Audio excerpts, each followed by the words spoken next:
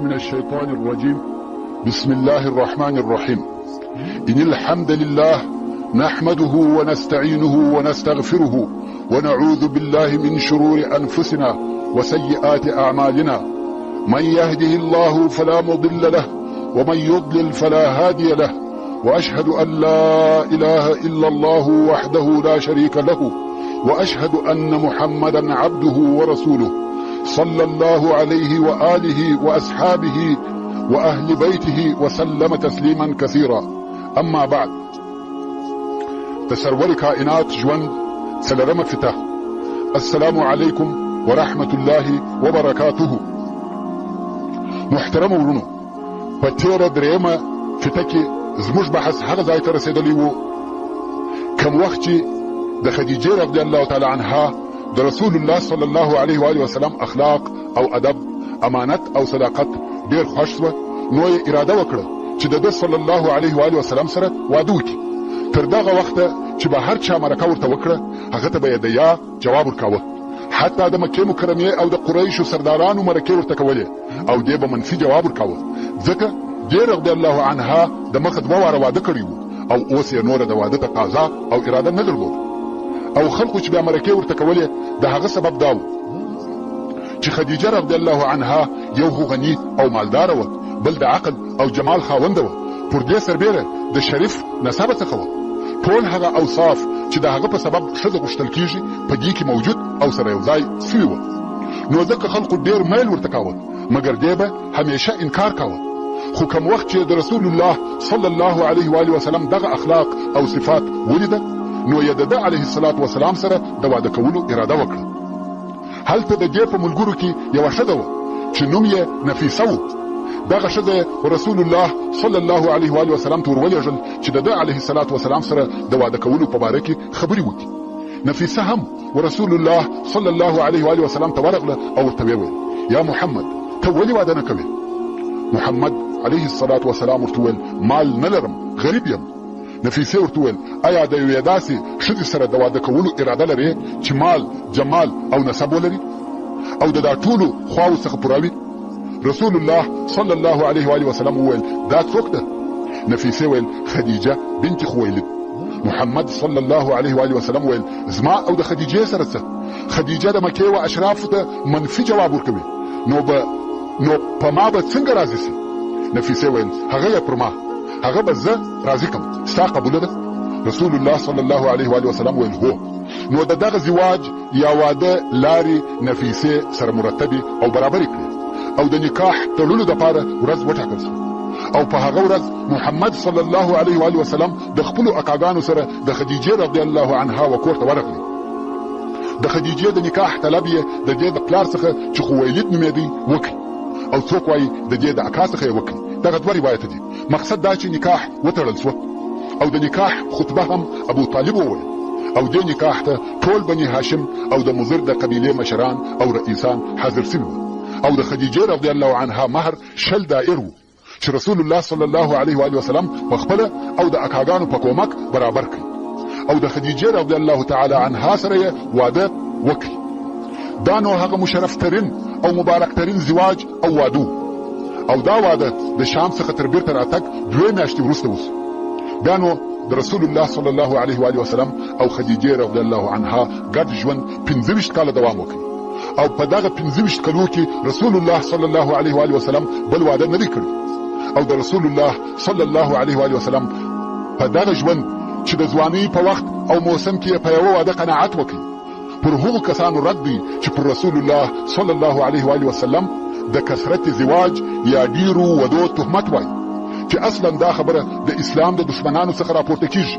ورونو، دلته یو څه تفسیرې ته ضرورت وینم. هغه دا چې اول هغه شی چې انسان یې د دغه زواج یا واده څخه تر هر څه د مخه فهم او ادراک کولی سي، هغه دا دی چې رسول الله صلی الله علیه و آله وسلم د جسدي خوندو او د هغه د پوروالي په فکر او اهتمام کې نه و، ځکه که دی علیه الصلاة وسلام لکه د هغه وخت یا اوسنۍ زمانې د نور ځوانانو پر قسم د جسد د خواهشاتو د پوره کولو په فکر کې وای، نو بیا د داسې چا سره واده کولی چې هغه څوک تر ده علیه الصلاة وسلام په عمر کم وای، یا کم از کم د ده سره عمر برابر وای. او دا په واضحه او ښکاره ډول معلومیږي کوم چې رسول الله صلی الله علیه و آله وسلم د خدیجې رضی الله عنها سره د واده کولو میل ښکاره کوي، هغه د دې رضی الله عنها د شرف په سبب و، ځکه دا په خپل قوم او خاندان کې په ښو اخلاقو مشهوره وه، تر داسې اندازې چې د جاهلیت په زمانه کې د العفیفه الطاهره په نامه سره یادېده. او دغه واده د خدیجې رضی الله عنها تر وفاته پورې دوام درلودی، چې د خدیجې رضی الله عنها عمر د وفات په وخت کې 15 کلو ته رسېدی، او د رسول الله صلی الله علیه و آله وسلم عمر 50 کلو ته قریب و. په دغه ټوله موده کې رسول الله صلی الله علیه و آله وسلم د بلې ښځې یا بلې پیغلې سره د واده کولو په فکر نسو. حال دا چې د انسان د عمر د 20 کلنۍ او 50 کلنۍ په مابین کې هغه وخت دی چې په دغه موده کې د ښځو د ډیرولو و طرف ته میل او رغبت زیات وي، او د شهواني قوت د زیاتوالي په سبب یې د زوجاتو و تعدد ته میل وي. مګر رسول الله صلی الله علیه و آله وسلم د عمر دغه موده بې له دې څخه تېره کړه چې د بلې ښځې یا واده په باره کې دې فقط فکر هم وکړي. د خدیجې رضی الله عنها سره یې نه بله ښځه او نه مینځه یو ځای کړه، او که رسول الله صلی الله علیه و آله وسلم غوښتلی هم به بله زوجه پیدا کړې وای هم ډېرې مینځیانې، او دا کار په هغه وخت کې نه د عادته او نه د رواجه مخالف کار و. ډېرو خلقو همداسې کول، مګر رسول الله صلی الله علیه و آله وسلم یوازې د خدیجې رضی الله عنها سره په واده غاړه وایسته. حال دا چې هغه هم کونډه وه او هم تر رسول الله صلی الله علیه و آله وسلم تقریبا د ده د عمر پر اندازه تر ده مشره وه. دا هغه حقیقت دی چې د دغه حقیقت په بیانولو سره د هغو کسانو وخلو ته لجام او قیزور اچول کیږي چې د دوی زړونه د اسلام سره د حقد او حسد په اور کې سوځي. ځینې مبشرین او مستشرقین او د دوی جاهل متابعین داسې ګمان کوي چې دوی د رسول الله صلی الله علیه و آله وسلم د زوجاتو د تعدد په سبب داسې موضوع پیدا کړې ده چې په هغه سره دې اسلام ته ضرر ورسوي، او یا دې د رسول الله صلی الله علیه و آله وسلم په رسالت کې یوه خدشه پیدا کړي. دوی دا ګمان کوي چې د رسول الله صلی الله علیه و آله وسلم د زوجاتو د تعدد په بیانولو سره دې رسول الله صلی الله علیه و آله وسلم د خلقو په نظر یو شهواني انسان ښکاره کړي چې په جسدي لذاتو کې غرق و. خدا معلومه خبره ده چې مبشرین او اکثره مستشرقین د اسلام سرسخته دشمنان دي، دا ځکه چې د دغه دین دشمنی د دوی کسب او په دغه دشمنی سره ځان ته سرمایه پیدا کوي. مګر هغه جاهل خلق چې بیا د دوی تر شا رهیدي هغه فقط تقلیدي د اسلام دشمنی کوي، خپل فکرونه او عقلونه د بحث او فهم دپاره نه خلاصوي. کنه یو شهواني انسان په داسې محیط کې لکه د هغه وخت د عربو او بیا د جاهلیت په زمانه کې 15 کاله پاک او عفیف نه ګرځي، خامخا یې د فساد یو موج ورکشوي. شهواني انسان دا نه قبلوي چې د کونډې سره دې واده وکړي، یوازې کونډه نه بلکې عمر دې هم د ده د عمر 2 چنده وي، او بیا دې هم د هغې زوجې سره داسې ژوند کوي چې حتی عمر یې د ځوانۍ تر دورې تیر سو او د شیخوخت و درجې ته ورداخل سو. مګر دا چې بیا رسول الله صلی الله علیه و آله وسلم تر دغه وروسته د عایشې رضی الله عنها او د نورو ازواج مطهراتو سره واده کړی دی، هر یو ځان ته قصه او ځان ته حکمت لري چې د مسلمان ایمان د رسول الله صلی الله علیه و آله وسلم پر عظمت ورزیاتوي، او په دې سره اقرار کوي چې د رسول الله صلی الله علیه و آله وسلم شان لوړ او اخلاق کامل و. که رښتیا هم رسول الله صلی الله علیه و آله وسلم د ډیرو ودو سره علاقه درلودلای نو بیا په دغه ځواني کې یو بل واده هم کړی وای. رسول الله صلی الله علیه و آله وسلم پر خدیجه رضی الله تعالی عنها بل ښځه نه کړه په نکاح، که څه هم دا کونډه او تر ده علیه الصلاة والسلام 15 کاله مشره، او بیا د دې د وفات په وخت کې د رسول الله صلی الله علیه و آله وسلم عمر 50 کاله. نو د رسول الله صلی الله علیه و آله وسلم د ودو سره علاقه نه وه، خدا چې بیا په وروسته کې رسول الله صلی الله علیه و آله وسلم نور ودونه کړي دي د هغو دپاره لوړ اخلاقي او اسلامي سببونه شته، یا دا چې د خپلو اصحابو کرامو څخه یې د یوه شخص د درجې اظهار کاوه، هغه لکه د حضرت عایشې رضی الله عنها سره واده چې د حضرت ابوبکر صدیق رضی الله تعالی عنه لور وه، یا د حضرت حفصه رضی الله تعالی عنها سره واده چې د حضرت عمر فاروق رضی الله تعالی عنه لور وه، چې په دې ودو کې د دوی مقام او درجه معلومېده او لوړېده، یا د ام سلمه رضی الله عنها سره واده چې په دې واده کې د رسول الله صلی الله علیه و آله وسلم د وفات شوي ملګري او صاحب د زوجې مراعات و، که څه هم په دغه وخت کې ام سلمه رضی الله عنها ډېره سپین سرې او په عمر زیاته وه، تر داسې اندازې چې ام سلمه رضی الله عنها د عمر د زیاتوالي په سبب خپل نوبت و حضرت عایشه رضی الله تعالی عنها ته ورکړی و. نو که رسول الله صلی الله علیه و آله وسلم د ودو یا زواج سره علاقه درلودلای خو یوه ځوانه ښځه به په نکاح کړې وای، یا خبره د علاقې نه ده بلکې د ابو سلمه رضی الله تعالی عنه سره د وفا په سبب او د ام سلمه رضی الله تعالی عنها د رضائیت او د هغې د سرپرستی په سبب یې د هغې سره واده وکړي. او یا د ده صلی الله علیه و آله وسلم واده د یوې پوره قبیلې د راجلبولو او جذبولو دپاره و چې مثال یې د حضرت صفیه بنت حیی ابن اخطب سره واده دی. مقصد دا چې د رسول الله صلی الله علیه و آله وسلم د هر واده دپاره خاص سببونه موجود و چې په آینده قصو کې به راته معلوم سي. نو د محمد صلی الله علیه و آله وسلم په ودو کې نور لوی او عمده مقاصد و، نه په ښځو سره اشتغال. که چیرې د دغو ودو مقصد په ښځو سره اشتغال وای رسول الله صلی الله علیه و آله وسلم به هغه وخت ودونه کولای چې دی علیه الصلاة والسلام ځوان. مقصد دا چې رسول الله صلی الله علیه و آله وسلم پر حضرت خدیجه رضی الله عنها د دې تر وفاته بله ښځه ونه غوښته، او الله جل جلاله ورسول الله صلی الله علیه و آله وسلم ته د حضرت خدیجه رضی الله عنها څخه اولادونه ورکړل چې د هغې جملې څخه یو قاسم دی. قاسم د رسول الله صلی الله علیه و آله وسلم اول اولاد دی. ویل کېږي چې قاسم د 2 کالو و چې وفات سو، خو صحیح روایت دا دی چې قاسم لوی سو حتی و داسې اندازې ته ورسېدی چې پر آس سپرېدلی سوی، یعنی د 7 کلو په شاوخوا کې و چې وفات سو. او دارنګه د خدیجه رضی الله عنها څخه د رسول الله صلی الله علیه و آله وسلم بل زوی عبدالله و چې دغه عبدالله یو لقب طاهر و او بل لقب یې طیب و، چې ځینې خلق په دې کې خطاوزي او وایي چې د رسول الله صلی الله علیه و آله وسلم زامن قاسم، عبدالله، طاهر او طیب دي، خو په حقیقت کې طاهر او طیب دواړه د دغه عبدالله لقبونه دي. او عبدالله هم په کوچنیوالي وفات سو.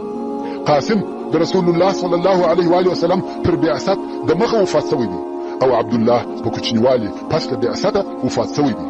او د رسول الله صلی الله علیه و آله وسلم درېیم زوی چې ابراهیم نومېدی د حضرت ماریا القبطي رضی الله تعالی عنها څخه دی، چې دا بیا وروسته په مدینه منوره کې و. کم وخت چې مقوقس د مصر پاچا و رسول الله صلی الله علیه و آله وسلم ته دغه ماریا په هدیه کې راولېږل او رسول الله صلی الله علیه و آله وسلم نکاح ورسره وکړه، الله جل جلاله د هغې څخه زوی ورکړي چې نوم یې ابراهیم و. او ابراهیم هم د رضاعت یعنی تیرودلو په وخت کې وفات سوی دی. د عمر یې 2 کاله نه و پوره سوي چې وفات سو. په حدیث شریف کې راغلی دی چې رسول الله صلی الله علیه و آله وسلم فرمایي ابراهیم لره په جنت کې دایسته او دته هلته تی ورکوي. دا د رسول الله صلی الله علیه و آله وسلم زامن و چې دوی د حضرت خدیجه رضی الله تعالی عنها څخه و چې قاسم او عبدالله دی، او یو زوی د ماریا القبطي رضی الله تعالی عنها څخه و چې ابراهیم دی. مګر د رسول الله صلی الله علیه و آله وسلم لونی زینب، رقیه، ام کلثوم او فاطمه رضی الله عنهن اجمعین دي چې ټوله لوی سوي دي او د اسلام وخت یې نیولی دی او ټول هم ایمان راوړي او په اسلام مشرفه سوي دي. او د رسول الله صلی الله علیه و آله وسلم ټوله لونی د حضرت خدیجه رضی الله تعالی عنها څخه دي. اوس نو د رسول الله صلی الله علیه و آله وسلم تر واده وروسته عمر تر بعثته پورې چې 15 کاله دی په عادي ډول تېرېدی، ځکه چې د علیه الصلاة والسلام واده وکړي عمر یې 15 کاله او پر 40 کال وحی ورته نازل سوی. په دغه 15 کالو کې یو څه عادي واقعې پېښې سوي دي چې په هغه جمله کې یو د کعبې شریفې د بنا او تعمیر نویوالی دی. د کعبې شریفې په تعمیر کې چاکونه او درزونه پیدا سوه چې تاریخ وایي دغه درزونه د سیل او سیلاب په واسطه وه. اصلا په مکه مکرمه کې ډېر زیات او شدید سیلابونه وه، ځکه غرنۍ او شیله لرونکې مځکه وه، او دغه سیلابونه بالذات د کعبې شریفې سره جمع کېده. نو د یو شدید سیلاب په سبب د کعبې شریفې بنا او تعمیر وخو نه نړېدی مګر ضعیفه سو او وښورېدی، او د دې ډېر امکان و چې ودې نړېږي، ځکه د دیواله ډبرې یې د خپله ځای څخه ښورېدلې وې. دا یو روایت دی. او بل روایت وایي چې یوې ښځې خوشبويي ورته دودول او غوښته یې چې د کعبې شریفې پوښونه خوشبویه کړي، خو په دې حالت کې د کعبې شریفې پوښ اور واخیست او ټول پوښونه وسوځل سوه، او د دغه اور په خاطر د کعبې شریفې بنا وښورېده او د نړېدو امکان یې و. دا 2 روایته دي. په هر حال دا واضحه وه چې شاید کعبه شریفه ونړېږي، او بې له دې څخه چې د کعبې شریفې بنا نوې جوړه کړي بله چاره نه وه. نو د قریشو مشران او سرداران په دارالندوه کې سره راټول شو او پر دې اتفاق وکړي چې کعبه شریفه باید نوې او د سره څخه جوړه شي. اوس په دې فکر کې شوه چې څنګه یې بیرته جوړه کړي، ځکه د جوړېدو دپاره ډبرې پکار دي او د چت دپاره لوی لوی لرګي پکار دي، او بل دوی د ډبرو په بنا هم نه پوهېږي. د دوی بناوې ټوله د خټو وې او په هغه ښه پوهېږي، خو د ډبرو بنا یې نه ده زده، ځکه هغه اوله او د مخنۍ بنا یې ابراهیم علیه السلام کړې وه او هغه د شام و، او په شام کې د ډبرو بنا معروفه او مشهوره وه، خو اهل مکه د ډبرو په کار نه پوهېږي. او بل د چت دپاره ډېرو اوږدو لرګو یا تیرانو ته هم ضرورت لري، او هغه هم د دوی سره نشته. اوس نو په چرت او حیرت کې دي چې څه وکړي. سبحان الله، الهي کارونه دي. په دغو ورځو کې خبر راغلی چې د جدې په دریاب کې یوه کښتۍ د ډبرو سره جنګېدلې او ماته سوې ده.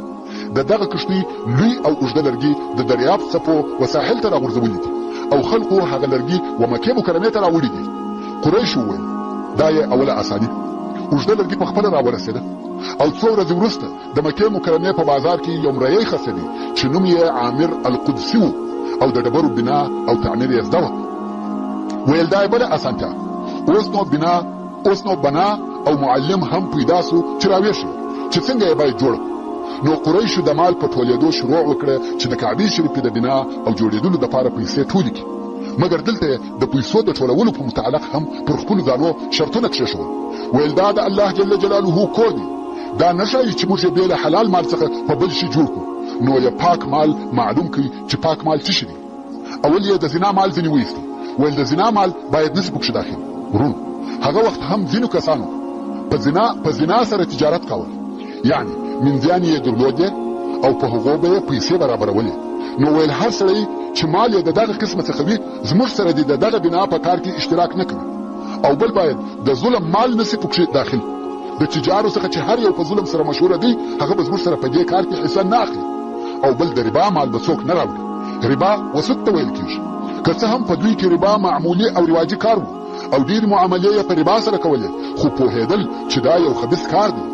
د مخه تر دې چې اسلام سود او ربا حرام کړي، دوی ته معلومه وه چې دا ښه کار نه دی، مګر کاوه یې، او بیا یې د مال په ټولولو شروع وکړ، او په دغه وخت کې یې د کعبې شریفې د نړولو اراده هم وکړه.